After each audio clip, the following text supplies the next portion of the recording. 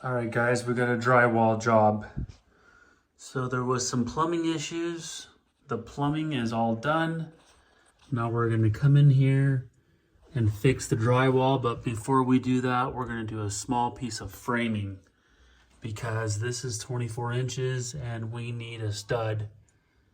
Not necessarily right at 16 inches, but we need something in the middle to give us some support.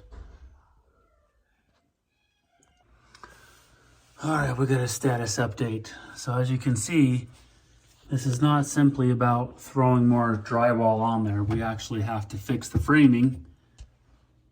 I don't know why the light is flashing like that, but up here, there was 2 pieces of framing that were separated, so I had to put that 2x4 to keep those steady. And then, once we got that framed out, we can put more drywall. All right, let's do a little status update underneath the bathroom sink. It is easier to get a piece of cardboard and get it fitted.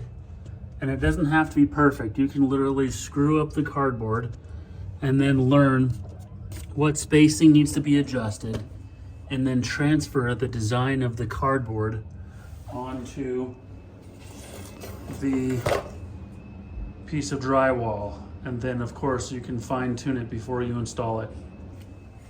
So yeah, cardboard first, then drywall. You'll see what I mean. All right, it's not quite dry yet, but it is complete. All the drywall and mud and tape is done. We'll let it dry, put a coat of primer on there, and put everything back.